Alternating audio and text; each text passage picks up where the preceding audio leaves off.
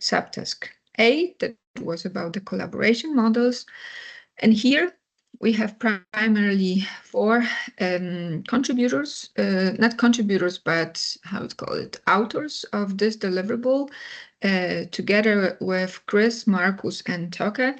I have managed to prepare for you this report.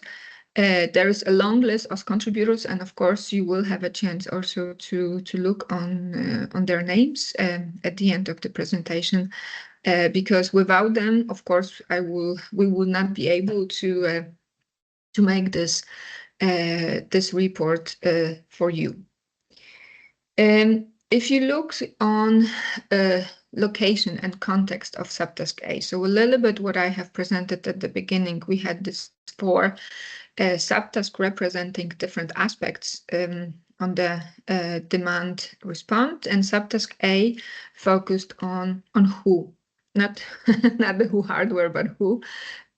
So what actors and stakeholders are necessary for successful demand response activation. Because as you could see in the point of the departures and also, let's say, the background for the Annex, it's crucial to have people on board. We cannot deal only with the technology, with the hardware. We cannot deal only with the software and advanced, for example, control strategies. If people are not on board, so on one hand, and if district heating and cooling professionals think that there is no point of activating demand response, if there is no point of interacting with the occupants, we can have as many as possible demonstrations and let's say small scale proof of concepts, but it will never be scaled up and roll out in the large scale if those people are not on board. And then on the other hand, the everyday customers, if they are willing to actually have heating to be turned off for some specific periods of time, how they will react. Will they be up for it for first 3 months, but then they will drop out because it will be too much interfering with their practices? So we decided we need to look into the people, how they want to have this collaboration to be formulated, and that's why this collaboration models, and not only from the economic perspective, but more from this social perspectives. So that's why, if you look on the objectives for Subtask A, we have also looked on the terminology describing the concept, so we know kind of what is the vocabulary, how different actors talk about the terminology. And we have also agreed that we need some kind of a common language in the Annex. That's why you will see what is our proposal. If you look outside, there is plenty of other proposals. So of course, depending also where do you research or where is your focus point, you can differ from our proposal, but we try to make it simple. We try to make it also easy to understand for the bigger audience. Then we try to provide the knowledge on the stakeholders, and this is actually not only looking on the existing knowledge, but we also actually we're lucky looking on the really kind of experiments going in depth with, for example, end users, and we were also able to conduct a survey with the district heating and cooling professionals and collect their perspective on the demand response. And using the case studies from Subtask D, we also review the existing collaboration models, and using them, we were able to provide some recommendations for commercial utilization of the demand response. We have a limited time, so of course, when you look into the report or deliverable from Subtask A, you will find all these aspects. But today's presentation will primarily focus on the terminology and will focus on the feedback from or the knowledge on the actors involved in the demand response from the primary and secondary side. So jumping directly into the terminology. So this is how we have tried to describe, how we have also tried to visualize for you the demand response. And in our annex, if you start to the figure to the left, you will see that for us, demand response is not permanent demand changes. Because if you look in the literature, you can also see that there is this term that is demand side management, and there you can also see the permanent changes. So, for example, renovation of a building and changing its energy profile will be a permanent change and this will be seen as part of the demand side management. We have excluded these actions, and we have primarily focused on something that is not permanent. And here we have also divided that there can be different action type. And here we differentiated between so-called direct action type. So this is something that is initiated by the utility, by the district heating and cooling operator. And then there is something that is indirect. So this is the customer that is responding, initializing some kind of change in the energy profile. When you think also there is different control possibilities, yes. So here we acknowledge that there is something like automated control, and then there is something that is manual. In the automated control, the change of the demand profile is made by automated and remote adjustment of the settings in the heating installation. And here we said the condition is that there must be an interoperability component present. So here it's the some kind of for example, model predictive control component in your heating installation that is initiating and initializing the change in the energy profile. We have characterized this automated control type as an event that has a low uncertainty and high reliability. So something that we trust more the automated systems than manual control. That is the next type, where the change of the demand profile is made manually. It's adjustment of the setting in the heating installation. There can be interoperability component, but it's not a condition. So thinking, if you proceed to the right, looking that it can also be a person changing the settings on the thermostat. And if you have those four pieces or puzzles, then you can blend them differently. And we tried also to give you some examples. So if you say that you have this direct automated, so it can be a model predictive control in the building, executing a forecast that is broadcasted by the district heating and cooling grid operator. So this is the one on the left top part of the figure, and here we have high reliability and kind of high certainty of this system. If then you proceed, we can also have an indirect automated. So here you have a model predictive control in the building reacting to some signal. So there is a signal that has to be broadcasted. There is no direct grid operator that can actually switch some systems. So there has to be a signal that is not part of the direct automated.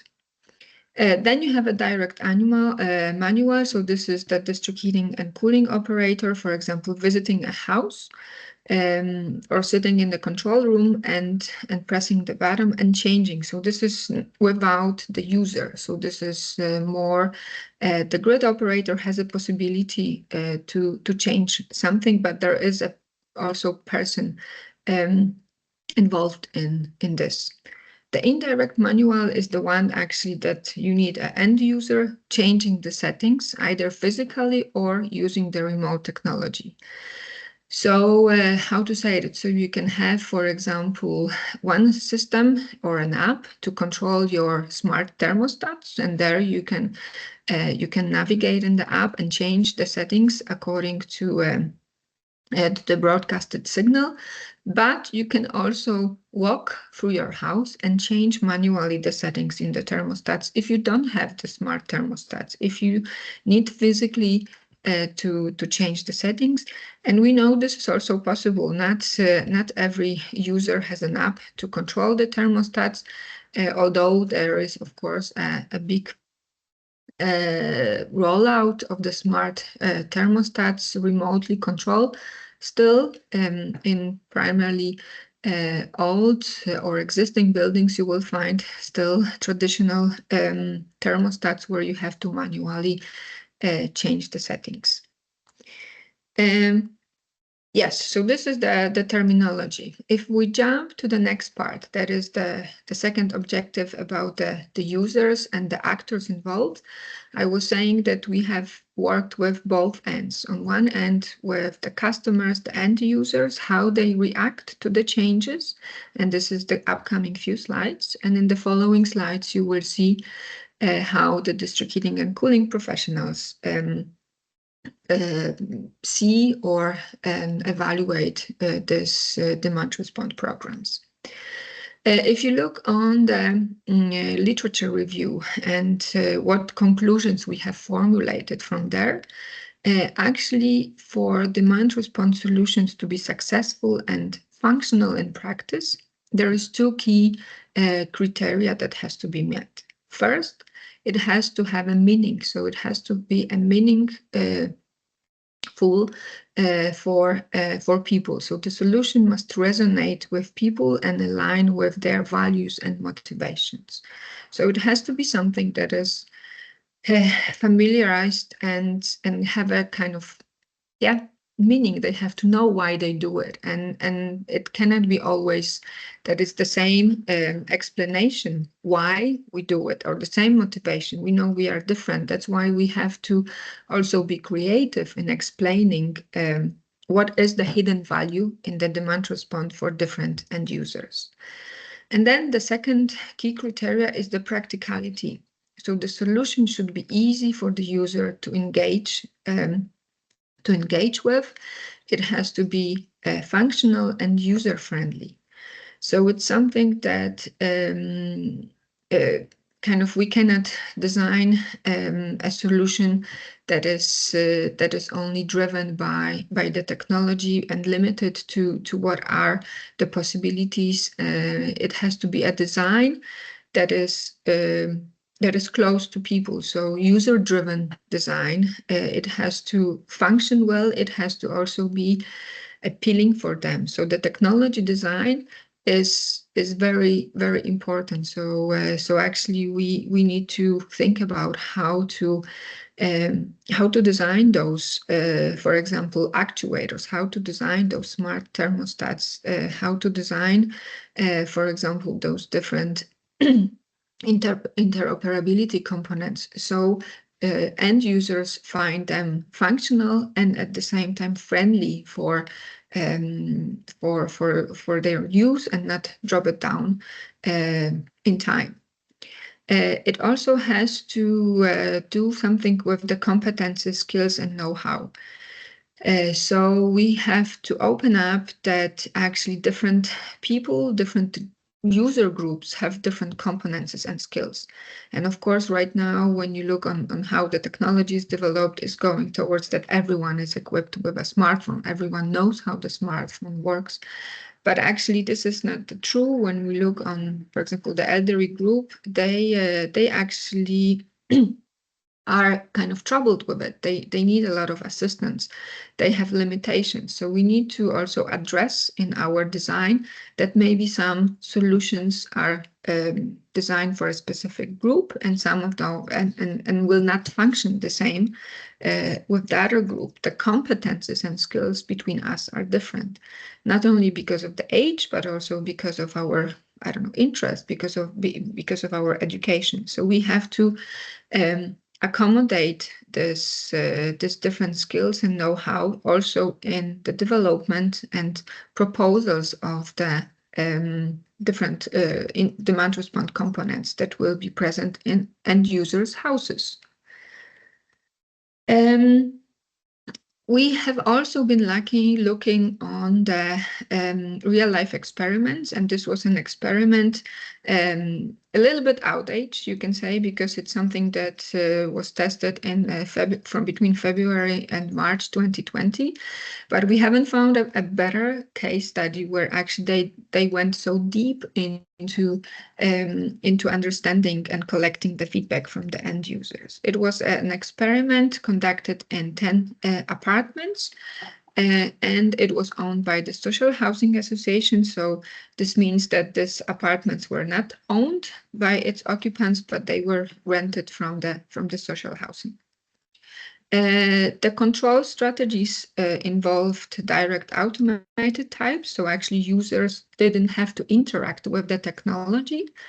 It was actually the thermostatic valves, so-called smart thermostats were installed in the houses, and settings were changed remotely by the, it was not the actually utility, but it was the people controlling the experiment.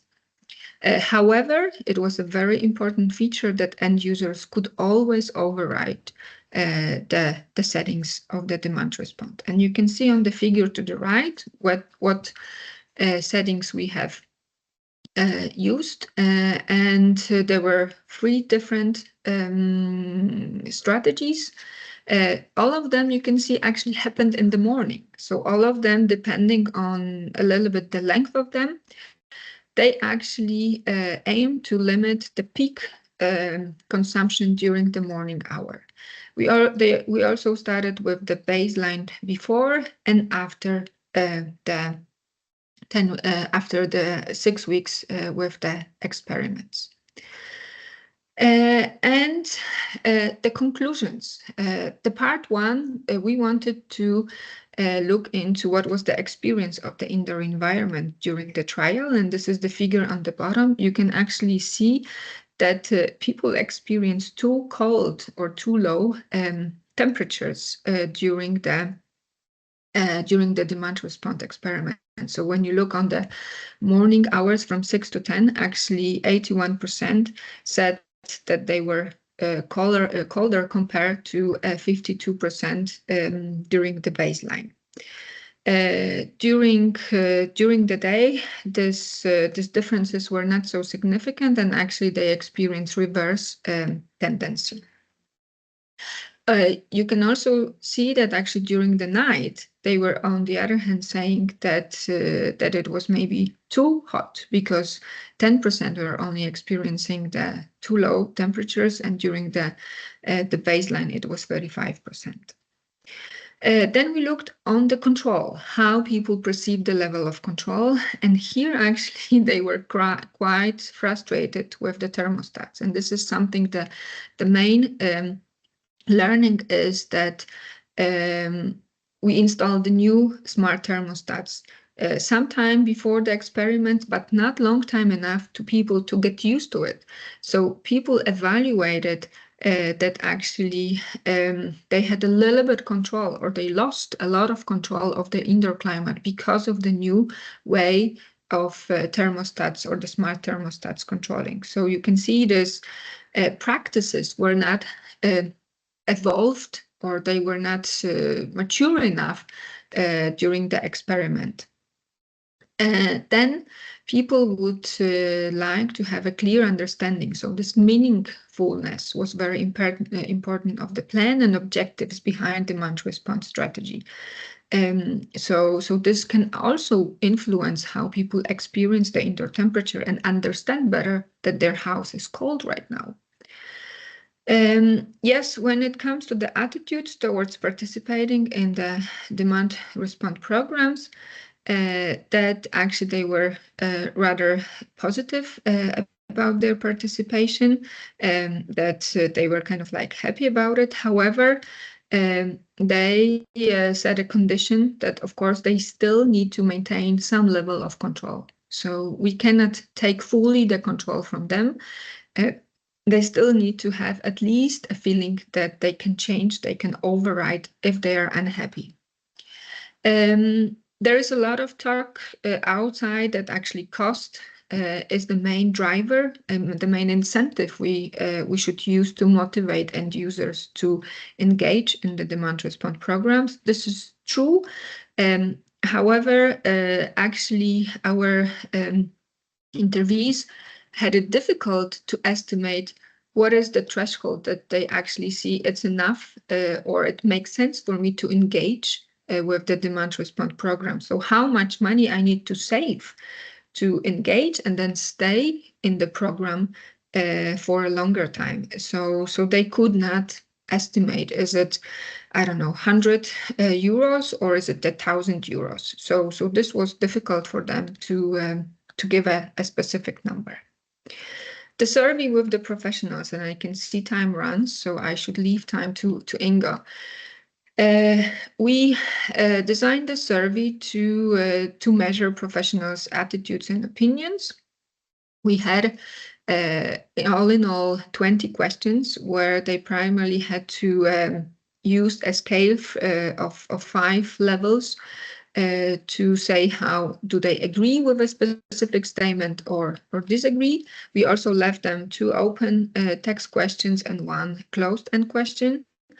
We were very lucky with being able to distribute our survey not only to the English-speaking professionals, but also we translated the survey to Danish, French, German, Italian, and Spanish. And actually, we got feedback from all these countries. So you can see in the pie charts the distribution between countries, the type of the utility. So we had actually district heating and cooling utilities, a mix that provides both heat and cooling. It was almost 50%, and we have actually only district cooling utility. So this was the Singapore colleagues. And yes, you can see in our survey we had 9 different topics. You can find all the results in the deliverable, but in this presentation there will be those 3 bolded topics that I will dive into. So when it comes to the load management and challenges, you will see that actually something more than, I think, 60-75% of the respondents sense that they have challenges in the load management. However, if you look on what they do, they will say they don't do much about it. They primarily what they do, they actually activate only the primary side. They don't do much with the demand side to prevent the challenges and limit their impact on the grid. If we ask them how familiar they are with the demand response, they will say that they are quite familiar, and you can see, I think this was almost 75% of, or almost 80% of the respondents said yes, but many of them, they say we are not actually doing any of this in our network. So we know about it, we know the main drivers behind the concept, but we are not activating them almost anyhow in our network. Then we many times hear that actually there are limitations. There are some problems with activation, and actually many utilities say data privacy, sometimes thermal comfort, or some legal responsibilities that they have. But if you look actually on the table below, you can see that actually more than 50% are saying that data privacy is not an issue. It's not there where the problem is. The problem is actually in their contractual obligations. So many of them, this is the additional inputs, they say, it's maybe not even the legal responsibilities. We have some contracts obligations for our customers, and we cannot break them. So it's how the contracts are constructed with their customers is what it needs to be changed. So when it comes to the conclusions, you can see that actually the utilities, they do not implement any measures at the demand side, at least the ones that we have interviewed. They are doing a lot of strategies on the primary side, investing in, for example, big storage, thermal storage facilities. And this is something what they know. This is their business as usual activities, and they are yet not into changing their practices, although they know that they can work close with their customers. What I was saying, the contractual responsibilities is the main barrier, but also they indicated the lack of experience and knowledge transfer between the utilities. So Chris will talk about the case studies. We hope with our annex, we will be able to transfer the knowledge between the utilities. So they do some experiments, but they don't talk about it. They don't share the knowledge between themselves. And then regarding the customers, you can see that monetary incentive is, of course, something we should include, but actually what is the other motivations and creation of meaningfulness for the customers, and leveraging environmental benefits is also something what some customers indicated that it can be a position or a motivation for them to change the profile of their energy demand. Yes, and I can see time flies. This is the main takeaways. This was the 6 points.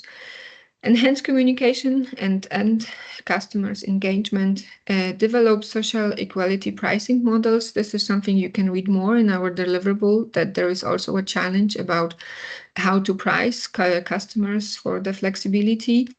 Promote knowledge sharing and best practices between the district heating and cooling utilities. Address regulatory framework and contractual barriers. So this is more on a big scale regulatory, but also on a small scale of individual utilities. And then also leverage multiple incentives. So not only monetary incentives, but also other incentives that can motivate our end users for changing their profiles.